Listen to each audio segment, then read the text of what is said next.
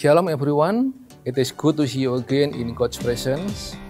I would like to remind everyone that our Connect group is still conducted via online, and I will advise everyone to stay connected to the Connect group. For more information regarding our Connect group, you can find out on the screen here.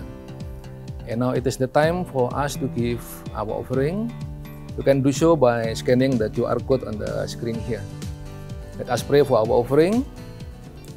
Father God, we thank you for all the blessing that you have given to us, for everything you have done for us.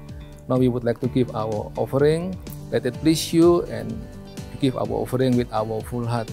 In Jesus' name we pray. Amen.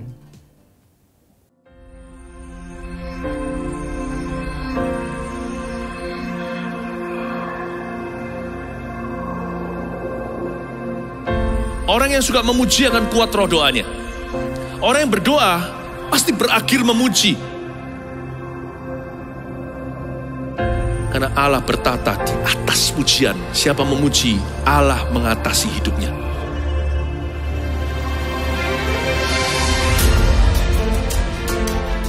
The Year of Praise, tahun pujian, menjadi sebuah petualangan yang tiada dua. Menjadi sebuah pelajaran hidup yang langsung dari Kristus. Menjadi sebuah pengalaman yang indah. Waktu kita memuji Tuhan, seluruh kerajaan itu berdiri di sampingmu. Waktu kita memuji, seluruh kerajaan Allah dan kereta-keretanya yang tidak kelihatan berkuda dan berapi-api itu berada di kanan kiri. Semakin fisik kita lemah, roh kita semakin memuji Tuhan. Semakin jasmani kita terbatas, semakin rohani kita tidak boleh dibatasi.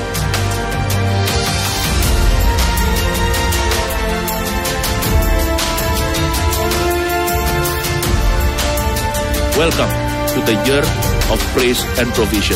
Mari kita mengizinkan Tuhan merajut rancangan yang belum pernah kita bayangkan.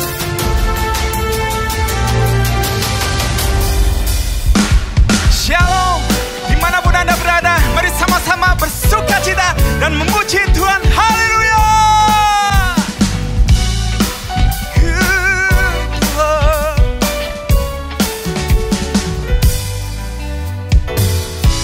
Hanya Kau milikku di surga, tiada yang ku ingini di bumi, hanya Kau. Tak ku andalkan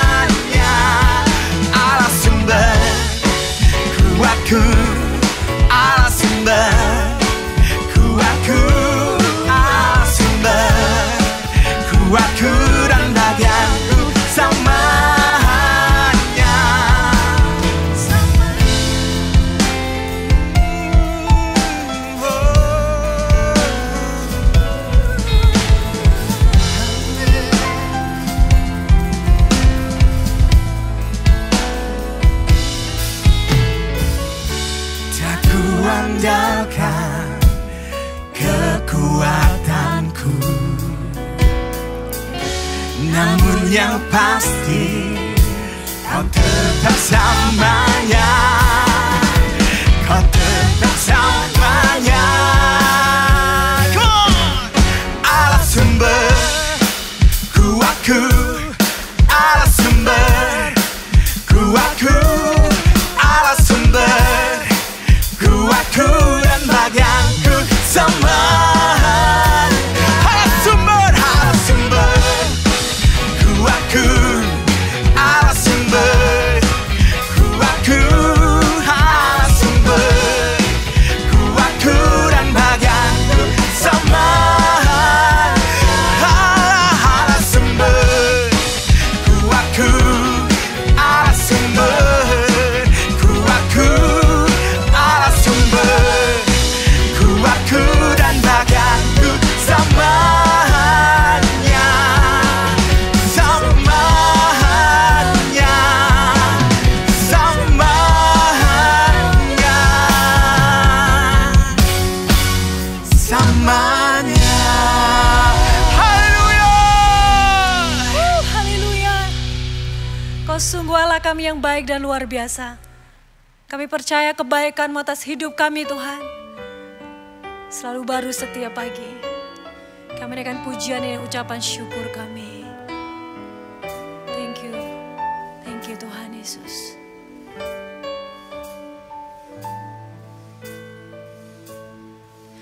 Apapun yang terjadi di dalam hidupku, selalu ku berkata, Tuhan Yesus baik. Dalam segala hal yang terjadi,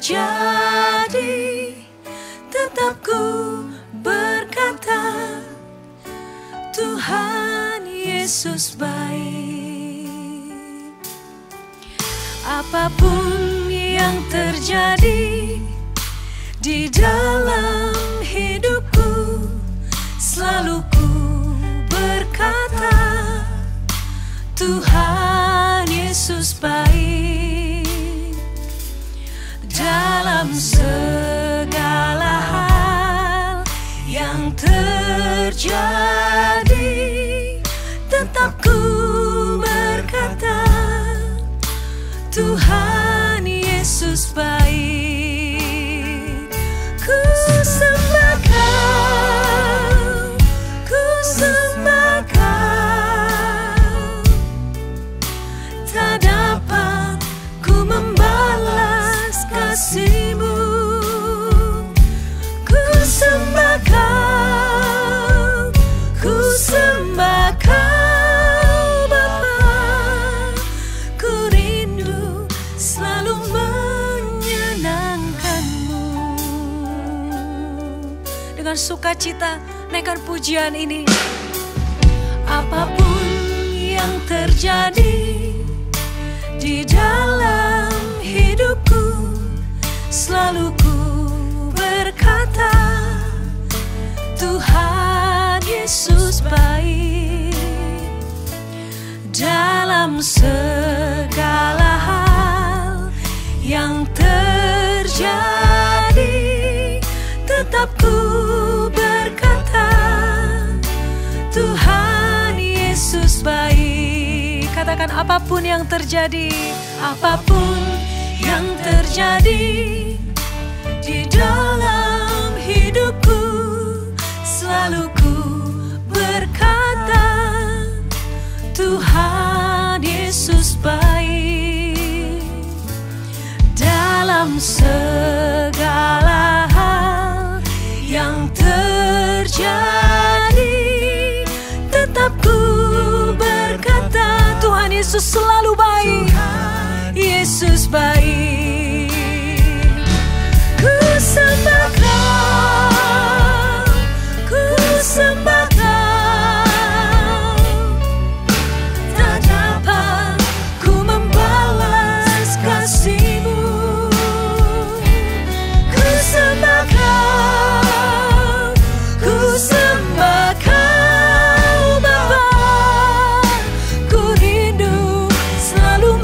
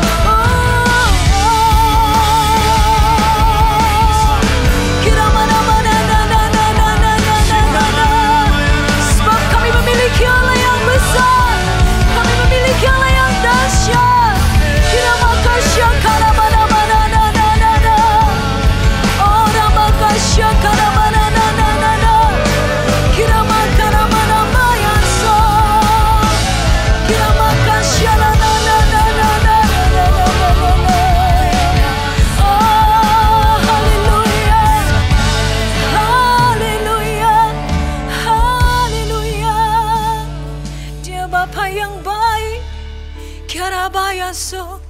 Syakara bara bara bara bara bara. Kiara bara bara bara. Tak pernah tinggalkan orang maka syarana. Kira mana nana. Saya ajak semua jemaat, angkat hatimu, angkat suaramu, angkat tangan kita, katakan ku sembah kau. Ku sembah kau, ku sembah kau.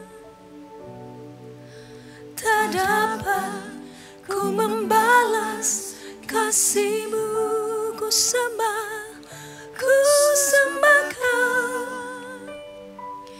Ku sembah kau Bapa, ku rindu selalu menyenangkan-Mu.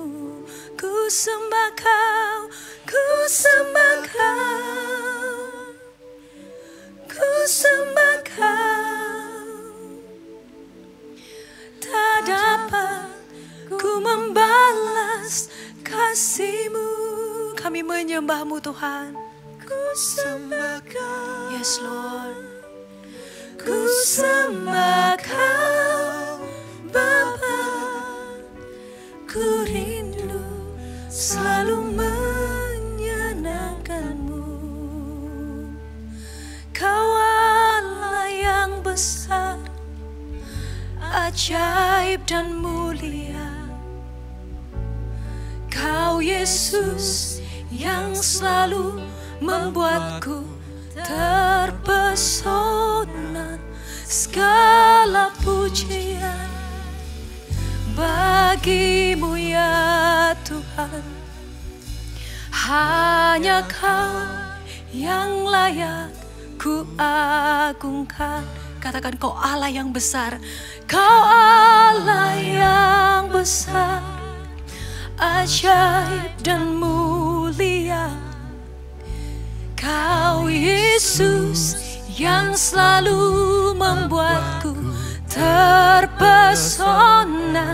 Segala pujian bagi-Mu ya Tuhan. Hanya Kau yang layak ku agungkan. Oh, katakan Kau Allah yang besar, yang besar, ajaib dan mulia. Kau Yesus yang selalu membuatku terpesona. Segala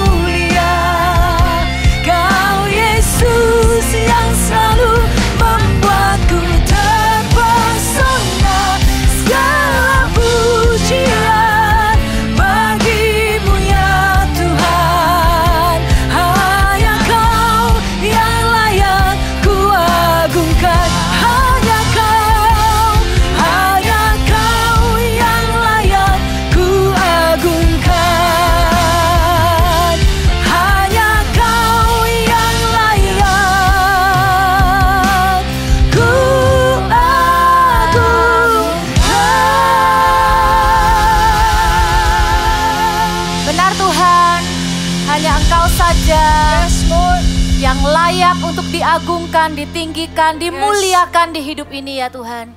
Setiap kali kami datang beribadah, kami tahu ibadah kami adalah untuk berjumpa dengan isi hati-Mu, menyenangkan hati-Mu Tuhan. Beritahukan kepada kami hari ini, bukan apa yang telinga kami ingin dengar, tapi apa yang menjadi kerinduan hati-Mu ya Tuhan. Kami menunggu-nunggu karena kami tahu hanya firman Tuhan saja yang bisa memerdekakan hidup kami, yang bisa membangun kehidupan kami, yang bisa membuat kami lebih daripada pemenang di hidup ini ya Tuhan. Terima kasih, berkati setiap ayat firman Tuhan yang kami baca, Roh Kudus bantu kami memahami, bahkan berbicaralah kepada setiap pribadi lepas pribadi secara spesifik ya Tuhan. Terima kasih Tuhan Yesus, kami sambut firman-Mu hanya di dalam nama Tuhan Yesus. Haleluya. Amin. Mari kita siapkan Alkitab. Kita buka sama-sama di kitab Lukas. Lukas pasal yang pertama ayat yang kelima. Nanti kasih tanda di Lukas 5 ini karena kita akan banyak baca di ayat-ayat yang ada di kitab Lukas. Lukas 1 ayat yang kelima, demikian firman Tuhan. Pada zaman Herodes Raja Yudea adalah seorang imam yang bernama Sakaria dari rombongan Abia. Berhenti sampai di situ dulu. Di sini dikatakan ada seorang imam yang bernama Sakaria. Di dalam cerita Alkitab Perjanjian Baru ini, Sakaria adalah seorang imam yang memang bertugas di Bait Allah, menyampaikan penyelenggaraan ibadah, membawa doa-doa umat gitu ya. Tapi bukankah di dalam kehidupan kita, walaupun setiap kita tidak punya posisi di gereja, siapa bilang imam itu hanyalah sebuah posisi yang ada di rumah Tuhan? Sesungguhnya dari setiap keluarga, Tuhan juga sudah memilih setiap kepala keluarga menjadi imam.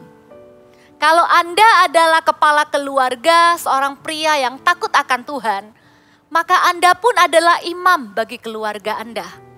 Kalau Anda belum menikah, Anda siap-siap, satu hari Anda akan jadi imam. Apa yang imam lakukan adalah menjadi perantara.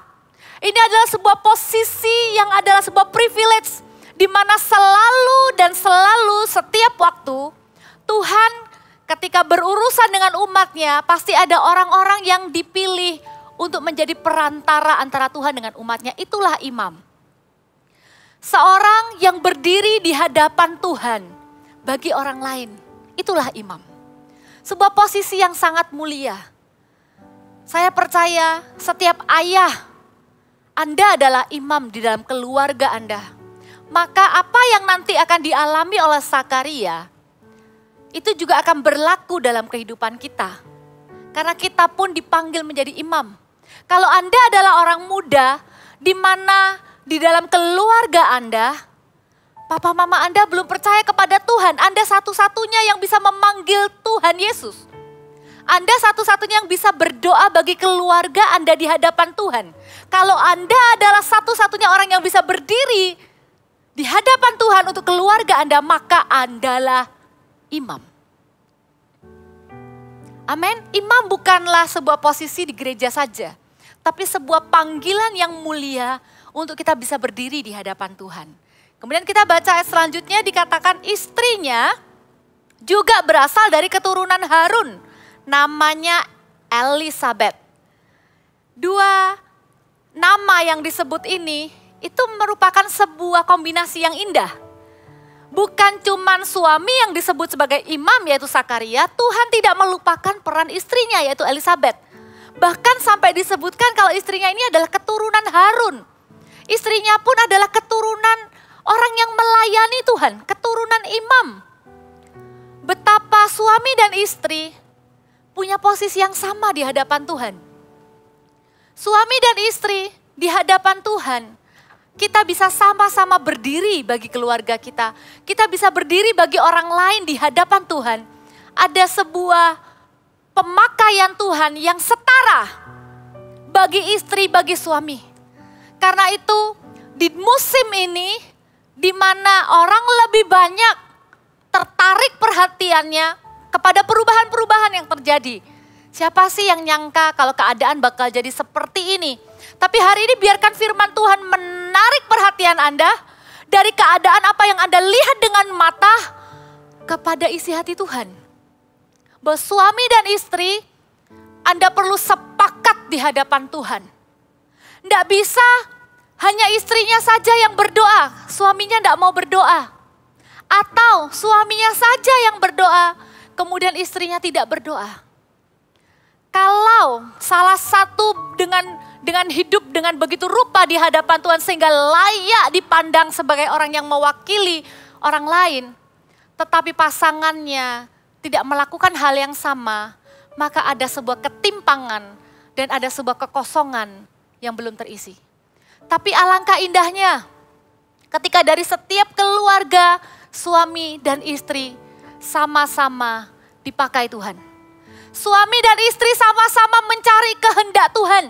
Suami dan istri baik itu dalam doa pribadi maupun dalam doa bersama terus menerus berkata, Tuhan pakai hidup kami. Jadikan kami imam.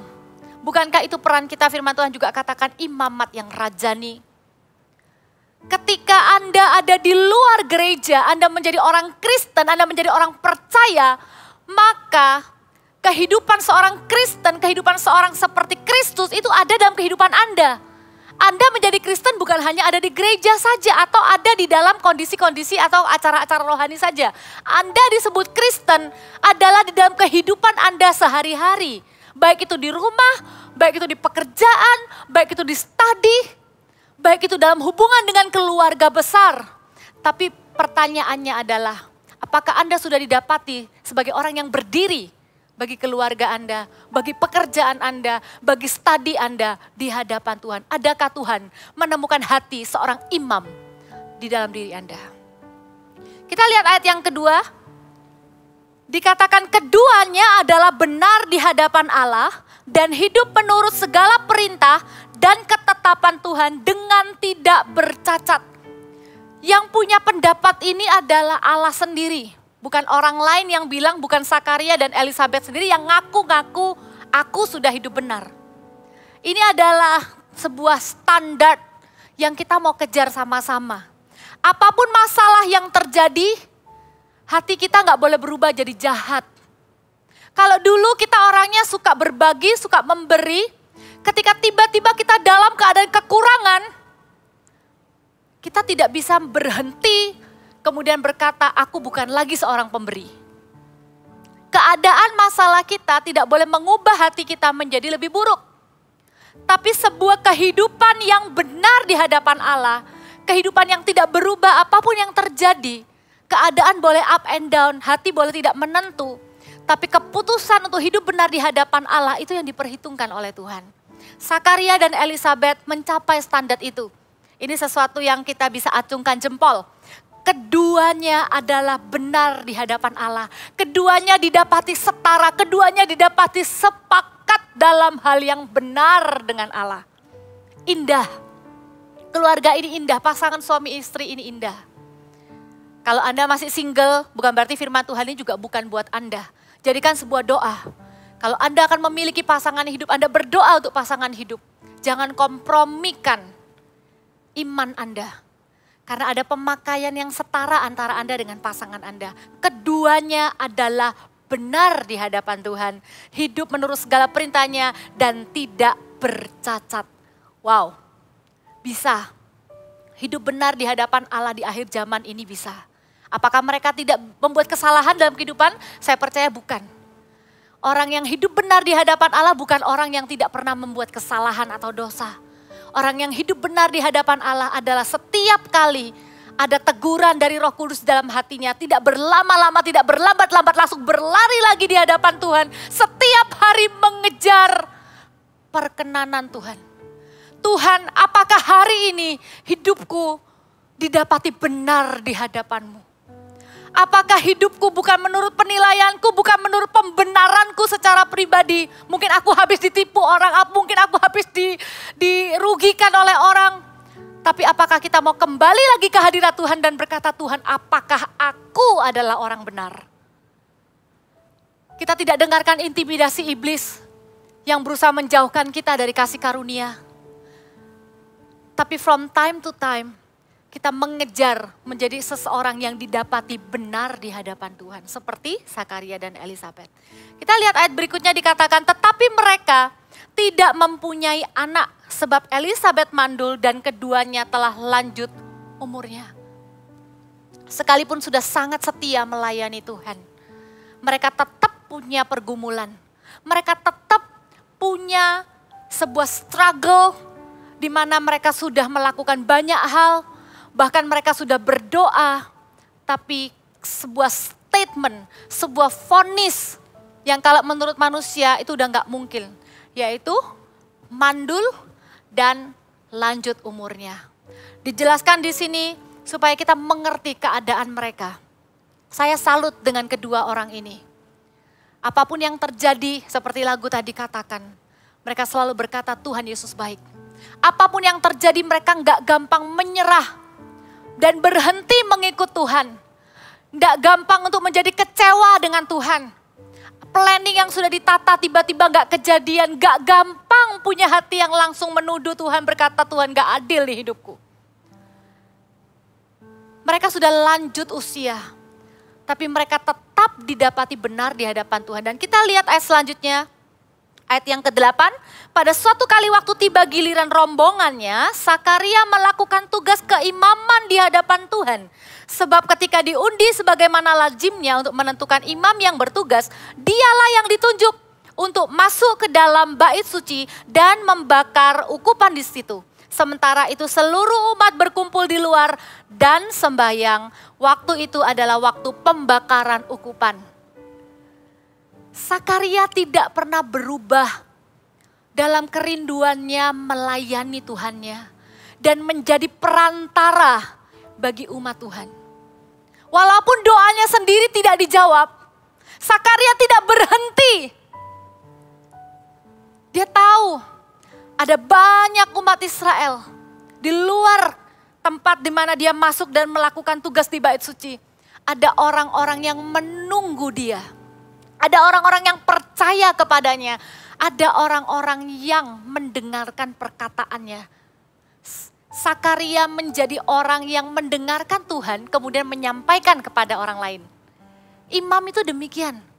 Tuhan hanya akan memberitahukan isi hatinya kepada orang yang mendekat kepada Tuhan, yang imannya tidak memikirkan diri sendiri. Bagaimana Tuhan bisa pakai kita untuk orang lain adalah ketika kita menjadi perantara antara Tuhan dengan orang itu. Maka dengan senang hati Tuhan akan membukakan rahasia-rahasia. Maka dengan senang hati Tuhan akan memberitahukan isi hatinya kepada setiap kita. Itu yang dilakukan oleh Sakaria. Kemudian ada satu peristiwa yang tidak seperti biasanya terjadi. Agak panjang, saya bacakan dengan cepat. Ayat 11, maka tampaklah kepada Sakaria seorang malaikat Tuhan berdiri di sebelah kanan mezbah pembakaran ukupan. Melihat hal itu ia terkejut dan menjadi takut.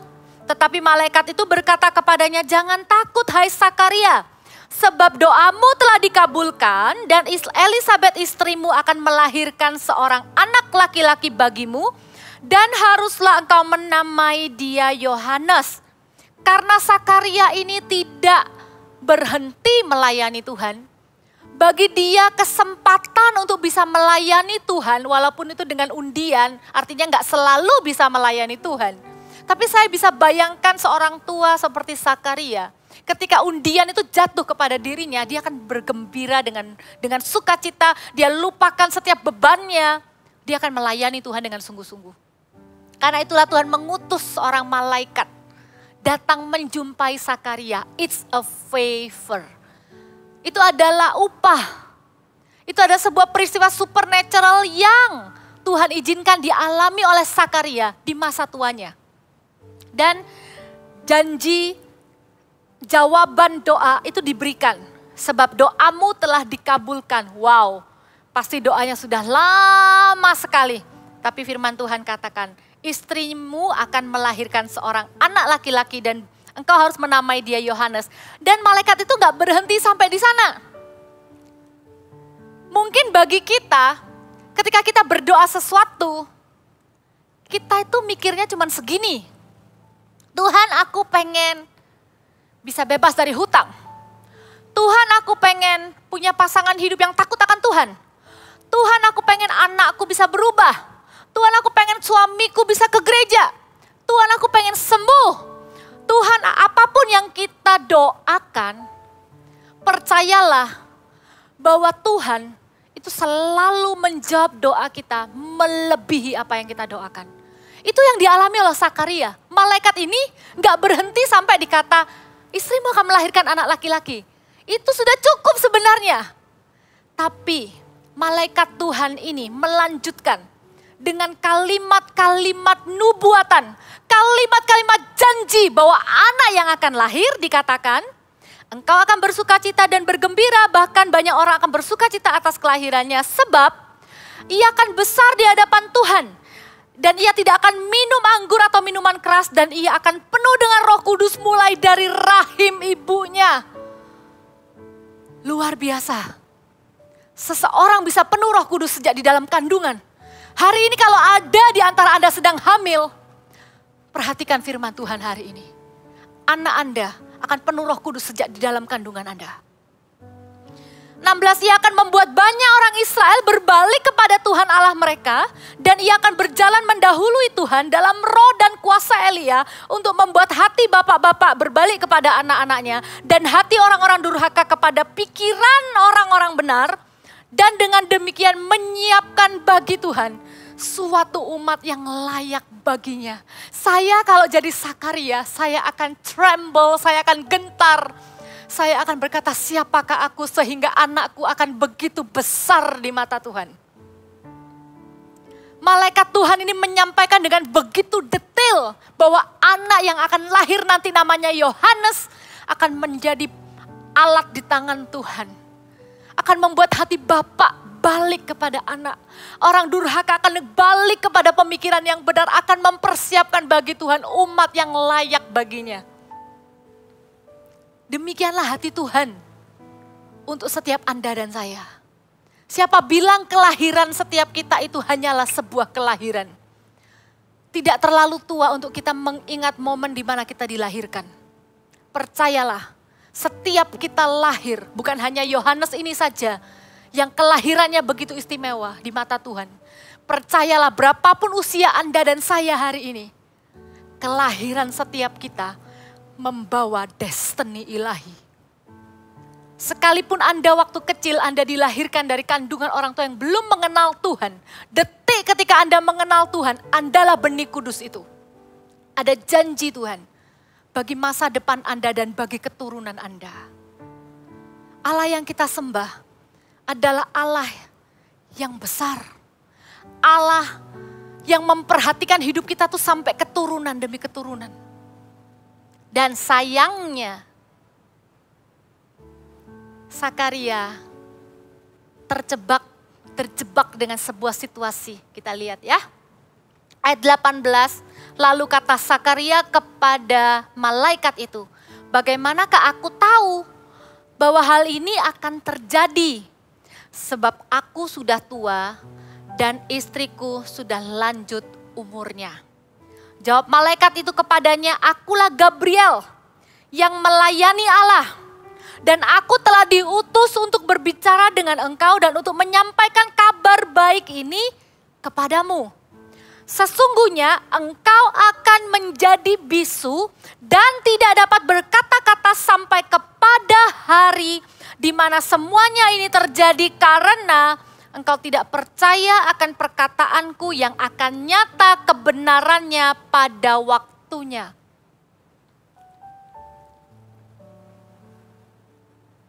Sebuah kabar sukacita yang diterima oleh Sakaria berakhir dengan sebuah statement dari malaikat yang berkata, kamu dibuat bisu dulu ya.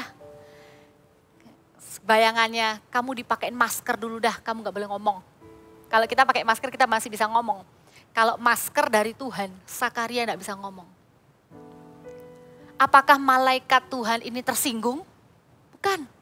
Apakah malaikat Tuhan ini tidak mendapatkan respon yang dia harapkan kemudian ngambek? Bukan. ada sebuah kebenaran yang kita bisa pelajari dari kehidupan Sakaria ini. Kalau kita tahu posisi kita adalah imam di hadapan Tuhan. Kalau kita adalah orang yang pernah berdiri di hadapan Tuhan, menaikkan sebuah doa di dalam nama Tuhan Yesus. Baik untuk diri kita maupun untuk orang lain. Perkataan kita berdampak. Perkataan kita matters di hadapan Tuhan. Perkataan kita didengar oleh Tuhan. Dalam hal ini, Tuhan memilih untuk membuat Sakaria jadi diam dulu sementara waktu. Sampai apa yang menjadi janji Tuhan digenapi dalam hidup Sakaria. Saya menemukan indahnya dan menemukan betapa berharganya perkataan kita di hadapan Tuhan. Kalau firman Tuhan katakan hidup dan mati dikuasai lidah, siapa yang suka menggemakannya akan memakan buahnya. Maka lidah kita itu akan menuntun kepada kehidupan atau menuntun kepada kematian, itu ada di tangan kita. Mana yang sering kita ucapkan? Saya mikir simpelnya adalah begini. Daripada nanti Sakaria mengucapkan kata-kata yang negatif, yang menentang janji Tuhan, yang meng-cancel janji Tuhan. Daripada Sakaria kemudian berulang-ulang berkata, iya ta, mungkin ta. Berjumpa istrinya dan bilang, tadi ada malaikat, tapi iya ta, bisa ta. Kemudian ketemu orang lagi, cerita lagi, bener ta. Seolah-olah butuh diyakinkan imannya.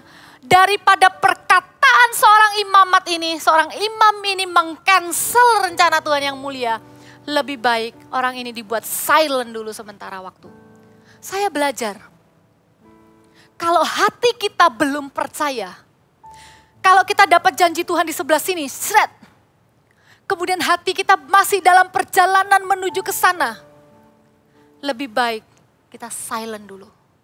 Kalau kita tidak bisa sepakat dengan janji Tuhan, kalau kita tidak bisa mengucapkan iman yang kita percayai dari hati kita, apa yang kita terima dari janji Tuhan, lebih baik kita diam.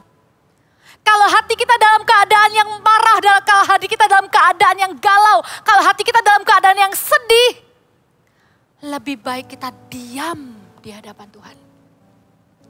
Daripada perkataan kita meng-cancel janji Tuhan, meng-cancel pemakaian Tuhan di hidup kita. Seserius itulah perkataan kita di hadapan Tuhan. Musa tidak jadi masuk ke tanah perjanjian hanya karena dengan perkataannya kemudian dia memukulkan tongkatnya ke batu, kemudian memancarkan air. Padahal Tuhan cuma bilang apa kepada Musa? Perkatakan saja batu itu akan keluar air. Sesimpel sebuah perkataan yang keluar dari hati yang tidak benar. Itu bisa meng-cancel janji Tuhan yang besar dalam kehidupan kita. No wonder, gak heran. Seorang raja yang berkenan di hadapan Tuhan seperti Daud. Yang dikatakan sebagai the man after God's own heart. Sebagai seorang yang berkenan di hatinya Tuhan. Pernah mengajukan sebuah doa yang sederhana, tapi very powerful. Di Mazmur 141 ayat yang ketiga dikatakan, awasilah mulutku ya Tuhan, dan berjagalah di pintu bibirku. Karena perkataan kita benar-benar adalah perkataan, terutama kalau kita adalah orang benar. Bukankah dikatakan doa orang benar besar kuasanya? Maka apapun yang kita katakan, juga akan berpengaruh Bapak Ibu Saudara. Pilihlah untuk memperkatakan sepakat dengan apa yang Tuhan katakan. Kalau hati kita belum sepakat, hati kita masih meragukannya, benar tak janji Tuhan ini benar tak akan terjadi di hidupku. Speak nothing about it.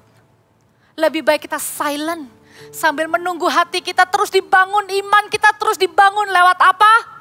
Lewat firman Tuhan yang kita ucapkan. Karena dari mana iman kita akan timbul hanya ketika telinga kita mendengar firman Tuhan yang kita ucapkan. Saya mau mengajak hari-hari ini, kalau kita bakal punya waktu lebih banyak di rumah, sekalipun stres, sekalipun banyak pikiran, jangan berhenti hanya mendengarkan khotbah. Jangan berhenti hanya menjadi orang Kristen yang pasif, suka dengar khotbah, suka dikuatkan, suka dihibur, suka didoakan. Tapi ambillah posisi sebagai imam di hadapan Tuhan, ucapkan firman. Kita dengar firman, ya dan amin. Firman apa yang kita sudah tangkap? Baik itu dari ibadah minggu, baik itu dari saat teduh, baik itu dari Alkitab yang kita baca. Pastikan telinga kita mendengarkan, mulut kita mengucapkan ayat-ayat firman Tuhan itu di hidup ini. Karena kalau enggak, apa yang beredar hari-hari ini benar-benar bisa membuat iman kita itu down. Benar-benar bisa membuat kita hidup seperti orang yang gak punya pengharapan. Apapun yang kita hadapi hari ini, jangan pernah kehilangan iman kita di hadapan Tuhan. Ucapkan iman itu di hadapan Tuhan. Dalam keadaan yang baik-baik, kita hanya sekedar menunggu keadaan jadi lebih baik, tapi kita sendiri gak ada masalah. Justru itu adalah kesempatan. Bangunlah hai setiap orang-orang percaya. Kalau Anda tidak memiliki sebuah beban bagi keluarga Anda, bagi orang-orang yang Anda kasihi, datanglah kepada Tuhan, tanya isi hati Tuhan. Tuhan, apa yang aku bisa doakan? Saya berdoa, hari-hari ini Tuhan selalu taruh di hati saya sebuah kerinduan. Agar lebih banyak lagi orang-orang yang punya iman yang tidak egois, yang tidak hanya berdoa untuk keperluannya sendiri. Tapi akan bangkit jemaat Tuhan, gereja Tuhan, yang akan menangkap isi hati Tuhan, yang akan berkata doa naik di dadaku, kemudian aku berdoa menangis untuk orang yang sakit hanya seperti seolah-olah saudaraku sendiri, anakku sendiri yang sakit. Syafaat itu naik di hati kita. Doa itu naik di hati kita. Iman kita kepada Tuhan, ujungnya pasti adalah belas kasihan untuk jiwa-jiwa, pasti. Iman percaya kita kepada Tuhan tidak akan pernah berakhir hanya pada pemenuhan kebutuhan. Iman percaya kita kepada Tuhan ujungnya bukanlah hanya jawaban doa. Iman kita kepada Tuhan ujungnya adalah kesaksian. Iman kita kepada Tuhan ujungnya adalah syafaat bagi orang lain. Dan apa yang terjadi dengan Sakaria? Benar, dia dibuat bisu. Dibuat tidak bisa berkata-kata. Semua orang bingung. Kemudian ada satu cerita lagi di Lukas 57, kelanjutannya. Setelah genap bulannya Elisabeth melahirkan, tetangga-tetangga berkumpul. Ini lucu sih ya, usia 8 hari, mereka hendak menamai dia Sakaria menurut bapaknya. Ini yang kasih nama kok tetangga-tetangga ya. Harusnya kan papa mama, mungkin ini sanak saudara. Kemudian ibunya berkata, jangan, ia harus dinamai Yohanes. Sekali lagi saya melihat indah ya. Kalau suami istri itu bisa sepakat di hadapan Tuhan. Suami istri itu bisa sepakat taat melakukan perintah Tuhan. Beautiful and powerful. Elisabeth bilang jangan, dia harus dinamai Yohanes. Tapi kadang gitu ya, kalau yang ngomong ibunya, mereka masih maksa. Kata mereka kepadanya, gak ada loh di antara sanak saudaramu yang bernama demikian. Lalu mereka memberi isyarat kepada bapaknya, yaitu Sakaria, bertanya ya, nama apa yang mau diberikan? Waktu itu Sakaria belum bisa bicara. Jadi ia meminta batu tulis, lalu menuliskan kata-kata ini. Namanya adalah Yohanes. Dan mereka pun heran, ya. Dan seketika itu juga terbukalah mulutnya dan terlepaslah lidahnya. Lihat apa yang dilakukan. Lalu ia berkata-kata dan memuji Allah. Saya bisa bayangin ketika enggak bisa ngomong itu rasanya gimana ya. Ketika Sakaria enggak bisa ngomong sesuatu, dia akan belajar. Sakaria belajar betapa berharganya sepatah kata. Dan ketika kata-kata itu kembali kepadanya, Sakaria langsung memuji Allah. Bapak, Ibu, Saudara, standar Tuhan dalam perkataan kita lebih tinggi daripada standar orang terpelajar. Kalau kita berhadapan dengan orang penting, kita akan menata kata-kata kita sedemikian rupa. Gak mungkin kita di depan presiden bisa teriak-teriak, "Oi, air, air, air." Kalau kita mau minta air, ada orang bawain kita minum. Kata-kata kita akan kita atur sedemikian rupa. Bapak, Ibu, Saudara, hiduplah sebagai orang percaya yang tahu dengan pasti bahwa perkataan kita ini berdampak. Perkataan kita ini bukan perkataan jahat. Pasti bukan, karena kita sudah adalah orang benar. Tapi jangan sampai perkataan kita ini adalah perkataan sia-sia. Terutama ketika Anda ada di rumah. Berapa banyak keluarga yang hancur hanya gara-gara perkataan yang salah, perkataan yang negatif. Dua-duanya diberkati di gereja, pernikahan. Tapi ketika salah satu keluar sebuah kata yang jahat, kita cerai aja.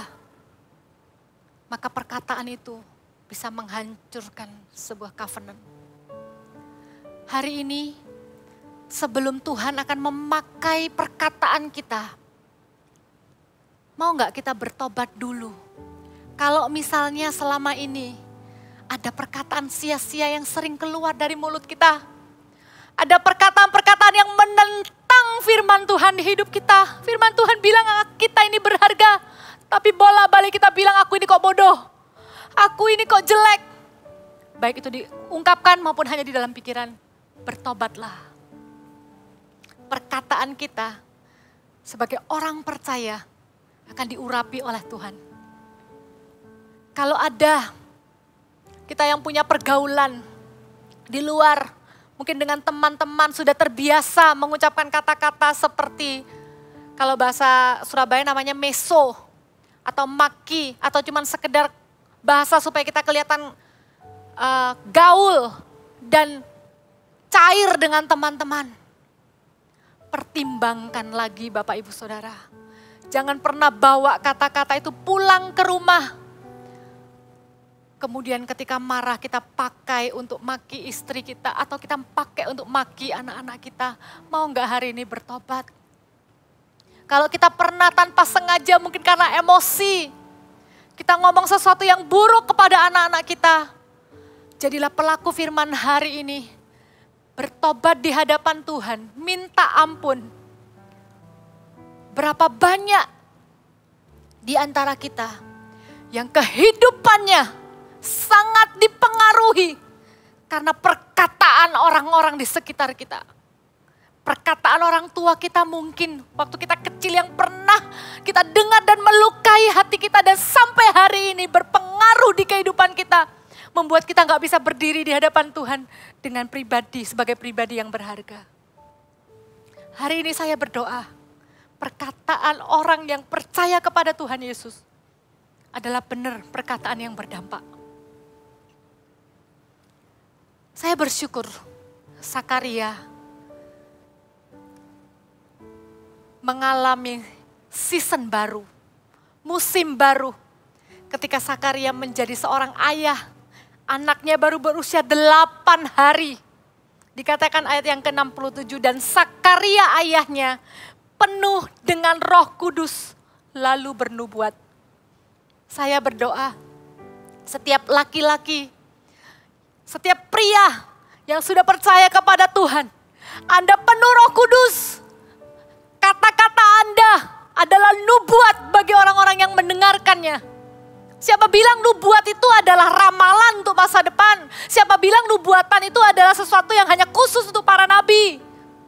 Firman Tuhan katakan, ketika Roh Kudus dicurahkan di hari-hari yang terakhir, di Kisah Rasul 2 ayat 17 dan 18, maka anak-anakmu laki-laki dan perempuan akan bernubuat. Bernubuat itu diberikan kepada anak-anak. Bernubuat itu artinya mengucapkan firman. Teruna akan mendapatkan penglihatan, orang-orangmu yang tua akan mendapatkan mimpi, dan ayat 18, kepada hambaku laki-laki dan perempuan akan kucurahkan rohku dan mereka akan bernubuat. Kalau Anda mau mengambil posisi sebagai seorang imam di hadapan Tuhan, Anda berkata, Tuhan pakai hidupku, Tuhan aku mau hidupku berarti bagimu, maka Anda punya double porsi pengurapan Roh Kudus.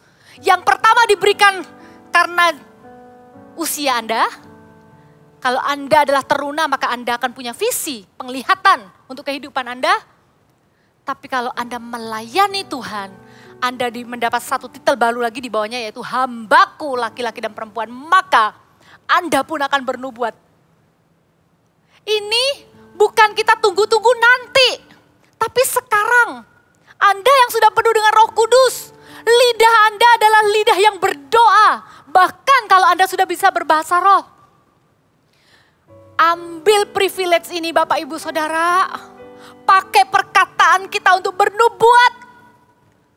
Itu yang dilakukan oleh Sakaria. Sakaria berkata terpujilah Tuhan. Memuji-muji Allah ya dari ayat 68 sampai 75. Kemudian ayat 76. Saya bisa bayangkan seorang ayah yang sudah tua. Melihat bayinya yang berusia 8 hari. Sakaria berkata, dan engkau hai anakku akan disebut Nabi Allah yang Maha Tinggi. Karena engkau akan berjalan mendahului Tuhan untuk mempersiapkan jalan baginya. Untuk memberikan kepada umatnya pengertian akan keselamatan dan berdasarkan pengampunan dosa-dosa mereka. Dan kita lihat ayat 80 dikatakan, adapun anak itu bertambah besar dan makin kuat rohnya. Waktu kita bernubuat atas seseorang, waktu kita mengucapkan berkat firman Tuhan kepada anak kita, maka bukan hanya tubuhnya besar karena makannya banyak. Sedikit pesan sponsor, saya keluar sedikit, papa mama. Ini kan lagi masa anak-anak di rumah. Tolong diperhatikan supaya anak-anak juga bisa mengontrol diri, jangan makan terlalu banyak. Terutama jangan makan yang manis-manis ya. Nanti mereka jadi mager. Ajak mereka beraktivitas yang bisa bergerak juga ya. Jadi bukan hanya tubuhnya tambah besar. Ini loh doa kami, ini loh doa kita. Bukan hanya anak-anak Anda yang masih kecil. Bukan hanya anak-anak Anda yang sudah remaja. Bahkan anak Anda adalah orang-orang yang sudah punya keluarga. Bahkan Anda sendiri pun ketika Anda bernubuat, maka makin kuat rohnya. Saya tahu karena Sakaria ini punya anak di masa tua. Waktu Yohanes jadi perkasa menggenapi janji Tuhan, bisa jadi Sakaria sudah tidak bisa melihatnya. Tapi kepada anak usia 8 hari itu, Sakaria berkata, engkau anakku, engkau akan disebut Nabi yang Maha Tinggi. Maukah kita sebagai orang tua, sebagai anak, sebagai karyawan, sebagai student, dedikasikan perkataan kita menjadi perkataan nubuatan di hadapan Tuhan. Kita tidak ngawur lagi. Kita nggak sembarangan lagi dengan kata-kata ini. Kita tidak sembarangan lagi mengucapkan kata-kata. Karena kita tahu ada pemakaian Tuhan atas kata-kata kita. Itulah yang dialami oleh Sakaria. Dan hari-hari ini, firman Tuhan ditunggu oleh banyak orang. Banyak orang takut hari-hari ini. Banyak orang stres. Imannya goyah. Mari setiap Anda yang mendengarkan firman hari ini. Apakah ini adalah masalah Anda pribadi? Atau Anda tidak punya masalah? Dua-duanya tetap bisa mengalami pemakaian Tuhan. Kemarin kami baru punya pertemuan. Dan di salah satu pertemuan itu ada seorang kakak pelayan anak, rekan pelayanan kami yang bersaksi. Dia cerita kalau 2 anaknya yang masih kecil kena COVID, suaminya juga. Tapi yang buat saya terharu adalah ketika kakak ini berkata, tapi saya pengen tetap melayani Tuhan. Gak hadir karena kita memang gak ketemu satu dengan yang lain. Tapi kakak ini mengerjakan seperti subtitle dari tayangan-tayangan supaya di tayangan itu ada teksnya. Supaya anak-anak yang bisu tuli bisa tetap menikmati firman. Supaya anak-anak yang berbahasa Inggris bisa mengerti firman. Di situ saya tahu, itu loh kualitas yang dicari oleh Tuhan di hari-hari ini.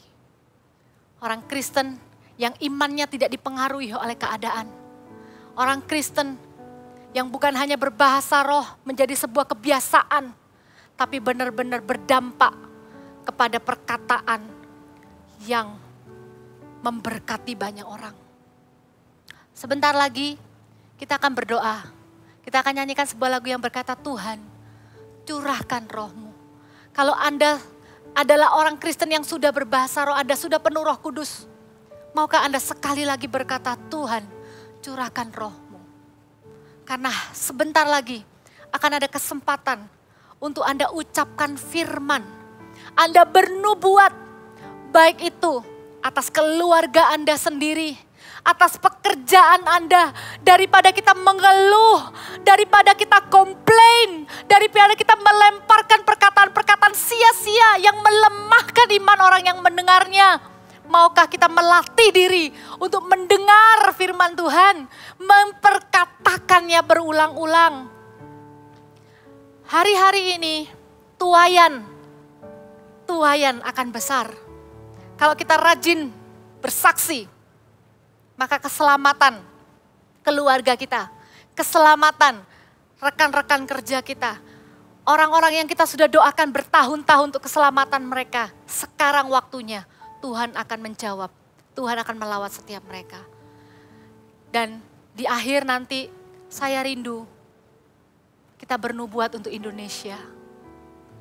Hari-hari ini Tuhan taruh Indonesia di hati saya. Maukah kita bersyafaat untuk Indonesia? Ada satu peristiwa yang menyentak hati saya. Ketika saya membaca sebuah berita, seorang pemimpin, seorang menteri, seorang yang belum kenal Tuhan, bisa berkata, beliau punya mimpi. Beberapa tahun ke depan, orang-orang luar negeri akan belajar ke Indonesia. Mungkin Anda tahu menteri siapa. Pertama buat saya, itu seperti berita biasa. Tapi semakin saya menangkap urgensinya seperti ini. Kalau orang yang tidak mengenal Tuhan bisa punya iman yang begitu besar bagi Indonesia, masa kita sebagai orang percaya yang punya Tuhan Yesus, apakah kita sebagai gereja Tuhan, bukankah kita lebih beriman dari itu? Kita akan melihat bangkitnya Indonesia. Kita akan melihat bangkitnya generasi muda dan generasi anak-anak di Indonesia. Masa keemasan Indonesia itu akan ada. Indonesia akan penuh kemuliaan Tuhan. Gereja-gereja akan bangkit. Di setiap kota akan ada bermunculan gereja-gereja yang hidup. Dimulai dari hari ini, kita akan bersyafaat, kita akan bernubuat, kita akan perkatakan iman kita akan perkatakan firman Tuhan. Kalau Anda sendiri sedang dalam pergumulan, maukah Anda mendoakan orang yang punya pergumulan yang sama dengan Anda? Anda sendiri sedang sakit, maukah Anda mendoakan orang yang sakit? Karena ketika Anda berdoa untuk orang lain, ketika Anda mencari dulu kerajaan Allah dan kebenarannya, maka Anda pun tidak akan dilupakan. Amin. Boleh gak kita berdiri sama-sama? Ambil waktu beberapa menit ke depan kita menyembah Tuhan. Ada sesuatu yang akan elevate di hidup Anda. Ini yang saya doakan di hadapan Tuhan. Iman kita akan naik level. Kita nggak akan hanya beriman untuk diri sendiri. Kita akan mengimani orang lain. Kita akan mengimani keluarga kita. Kita akan mengimani kota kita. Kita akan mengimani bangsa kita. Siapa bilang doa untuk Indonesia hanya nanti 17 Agustus waktu 17-an? Hari ini Tuhan akan membangkitkan orang-orang yang berdoa. Hari ini Tuhan mencari orang-orang yang berdiri bagi keluarga, bagi sekolah, bagi tempat bekerja, bagi kota, dan bagi bangsa. Maukah Anda menjadi orang itu bersama dengan saya hari ini? Tuhan, curahkan roh-Mu atas manusia di bumi. Biar anak-anak-Mu menyampaikan nubuatan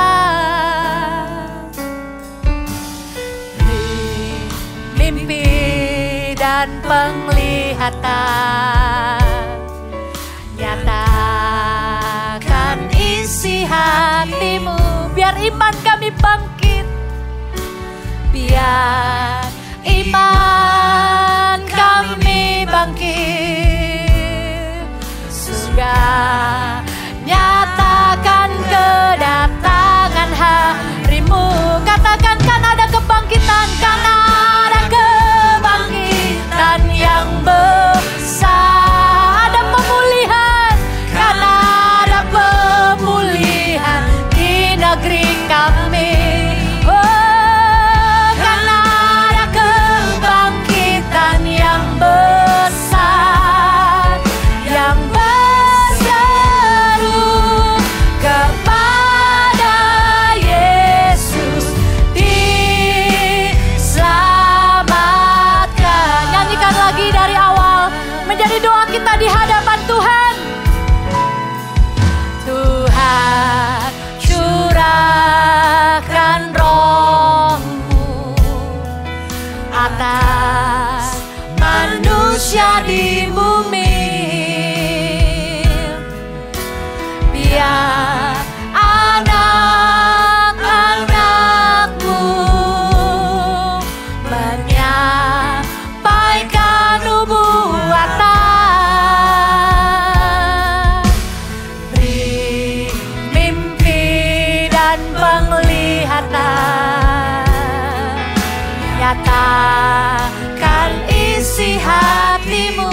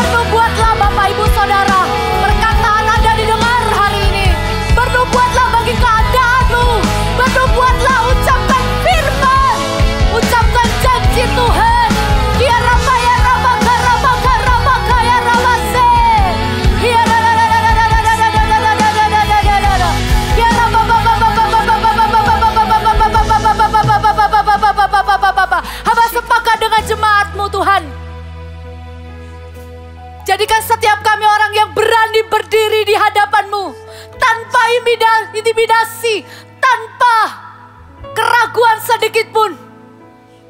Ketika kami mengangkat tangan kami berdoa di hadapan-Mu, Kau mendengar doa kami ya Tuhan. Bagimulah segala kemuliaan, Allah yang sanggup mengerjakan lebih banyak, lebih besar daripada apa yang kami doakan. Ampuni kami kalau selama ini kami bersalah dengan perkataan kami. Kami cabut setiap perkataan yang mendatangkan kematian di hidup kami, yang mendatangkan kematian di hidup anak-anak kami. Dalam nama Yesus, kami cabut di dalam nama Yesus Tuhan. Bapak Ibu Saudara, kalau Anda hari-hari ini, hidup Anda lebih memikirkan diri sendiri terus-menerus, maukah hari ini Anda menjadi imam yang berdiri bagi orang lain? Sebentar lagi kita akan bersyafaat untuk Indonesia. Tuhan akan memakai lidah mulut Anda. Kalau Anda mau menangkap isi hati Tuhan bagi Indonesia, arahkan tangan Anda ke depan. Terimalah hati Tuhan. Terimalah hati Tuhan. Hati yang hancur. Kinda bahanda bayar raba kanda baranda baraba. Tampung setiap air mata kami di kirbat-Mu ya Tuhan. Ketika kami bersyafaat bagi bangsa kami, ketika kami bersyafaat bagi Indonesia, kami percaya Indonesia ada di hati-Mu ya Tuhan. Kinda barada barada barada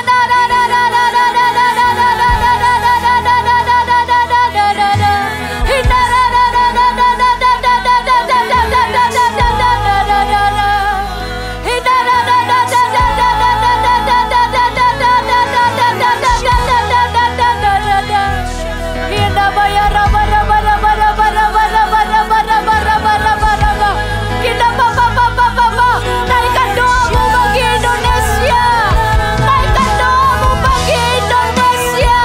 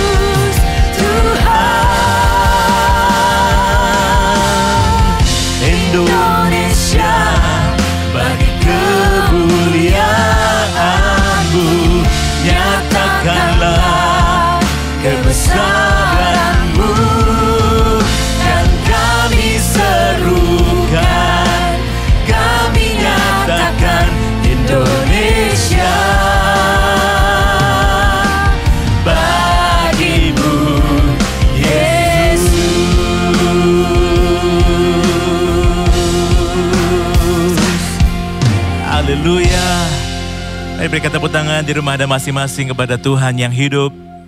Kami percaya Tuhan, kami sepakat dengan firman Tuhan yang barusan kami dengar. Pakai lidah, mulut, bibir kami sebagai senjata kebenaran untuk menyatakan kemuliaan Tuhan, untuk menyatakan keagungan Tuhan. Pakai Tuhan setiap perkataan kami jadi berkat bagi keluarga kami, bagi bangsa ini. Urapi kami Tuhan, urapi mulut bibir kami sebagai senjata-senjata kebenaran-Mu. Kami mengucap syukur Tuhan buat hari ini. Dan kalau sebentar kami berpisah satu dengan yang lain, mari angkat tangan kita Bapak Ibu Saudara-saudari di tempat Anda masing-masing. Tuhan memberkati engkau dan melindungi engkau. Tuhan menyinari engkau dengan wajahnya dan memberikan engkau kasih karunia.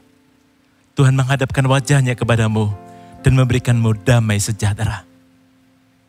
Biar damai sejahtera daripada Allah Bapa, kasih sayang daripada anaknya yang tunggal Tuhan Yesus Kristus, dan persekutuan daripada Allah Roh Kudus menyertai hidupmu sekarang dan sampai selama-lamanya di dalam nama Tuhan Yesus. Yang percaya katakan sama-sama, amin. God bless you.